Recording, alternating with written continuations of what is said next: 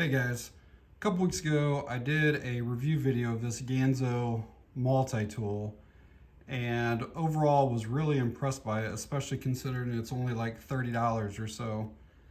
So I decided to get a couple of their folding knives, kind of check them out, and figured we'd do a quick unboxing, kind of go over all the numbers on them and kind of see what I think about those. So what I have got is the Adimanti Skimen-SH, and then this is the Firebird, the FH921. It was supposed to be black. I haven't opened it yet, but that's not the code for black. So we'll get these open up and see what's actually in it.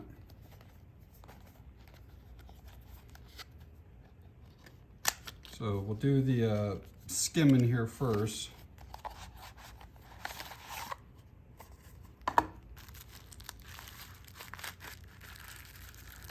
So there is a nice cloth case for it. My Benchmade came for that. You can clean your blade and stuff with it as well. Looks like there's, looks like that's a sticker. I thought maybe it was some type of oil or something at first, but yeah, that's a sticker that's in there. I don't know what the information, if it says anything on it or not. Discount on your next order. And then this is probably some information about the Skimen. This is actually this guy's name, and he is not a knife designer. He is a knife repair guy, and basically Ganzo allowed this guy to design this knife. So he basically put like all the kind of features and stuff like that that he wanted in a knife, and then they actually produced it. So it's pretty cool.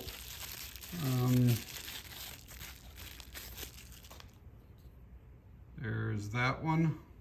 And again, we'll go over everything here in a bit. And I'm kind of anxious to see what the color is on this. I'm not even sure what GY stands for. It should have said BK, but we'll check it out here. So another little cloth case. We'll just go ahead and get this one out, and I'll look at the other stuff in a bit. That's some type of gray. So obviously that's what the GUI stands for.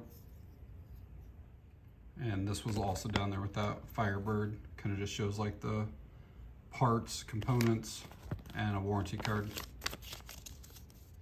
So some of the specs on the Skimen-SH is the handle on it is 4.72 inches. The blade is 3.3. For an overall of 8.07. The handle thickness, I'm not sure. I couldn't find it anywhere on Ganzo's site or on the Amazon site. I would assume it's got to be at least a ½ inch, but I can't say for certain. Blade thickness on it is 0.133. And the total weight is 4.2 ounces. Some of the things you might be interested in knowing is that it has D2 steel.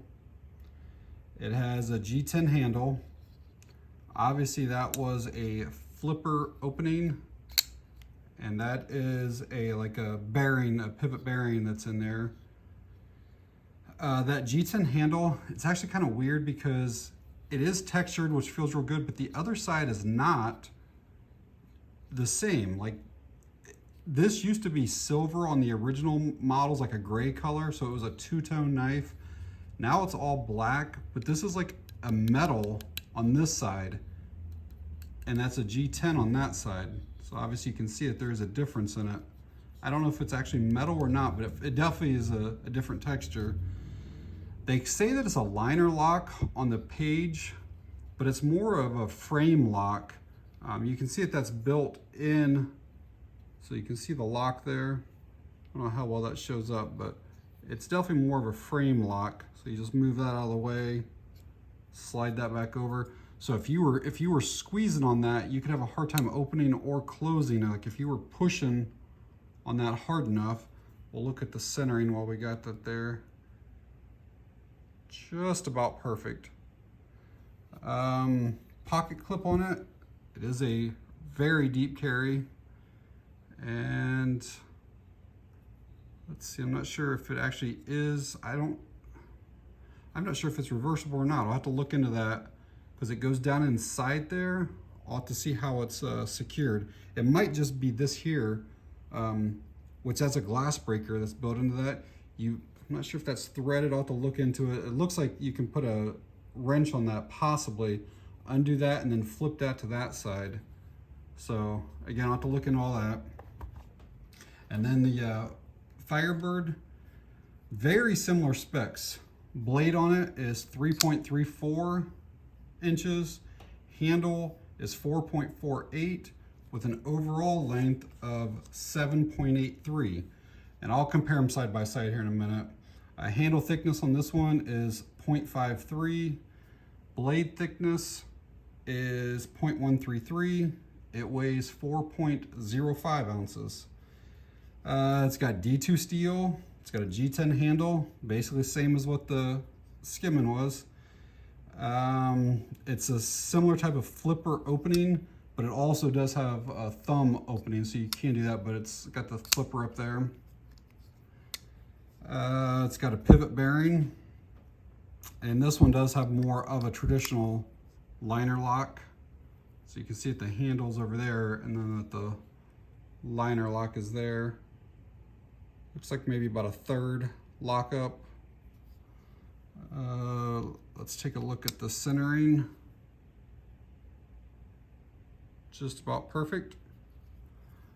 Pocket clip, and it does look like it is reversible on this one. They both have drop point blades. They both have a little bit of jimping up on the top of the blade, and even though the Skimen is a little bit like longer, this is definitely more aggressive, and depending on where your thumb is, I feel like it's more secure here on the Firebird. They both have like a finger guard down here, which is basically the part of the flipper that protects you. And this one does extend, the Skimen does extend a little bit lower. You can see them there. So that one does provide a little more stability, especially if you were jabbing or puncturing. So basically, I think that the Firebird maybe comes in around 5 colors, maybe, something like that. And every color is right around $24.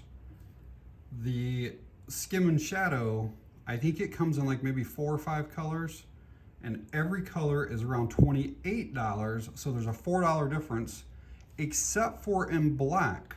The Skimen Shadow in black is $36. And I think because it's probably the most popular model and seller, they price it up. So the action on both of them is super smooth and super quiet. Requires very little effort at all to get that thing to come open. I mean, it's just, but if I'm being honest, I think I actually like the Firebird a little bit better. And it's because the flipper in this position is a little more pronounced on the Firebird, and you can definitely get more of a purchase on that right there. So in the open position, the Firebird, the Skimen Shadow sticks out a little bit further, but in the closed position, you can see that the Firebird is significantly bigger. So I prefer the action of the Firebird. So I am typically a deep carry clip fan. And again, I've had this one for a couple years, but like there's obviously some play, some movement, but it's plenty tight still up against there to where it does not move in your pocket or move around or anything like that. I haven't put these in my pocket yet to even try them out, but these are so tight that I literally cannot move them away from the frame at all right now.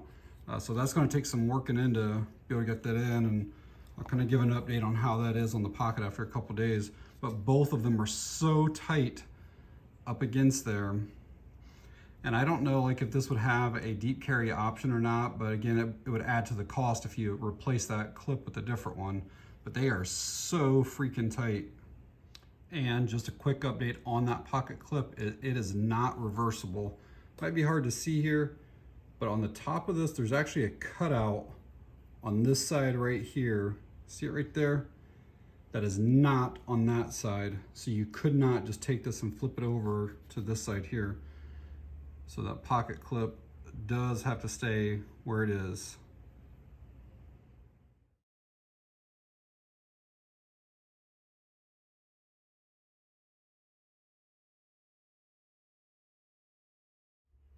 So hopefully seeing the pictures of the knives down in the pocket gives you an idea of how low they sit. I definitely prefer the deep carry clip on the Shadow. Everybody always shows how their knives cut through paper, so we'll kind of do some of that here. It's just regular copy paper. Start with the Firebird. Very smooth. Wow. That is incredible.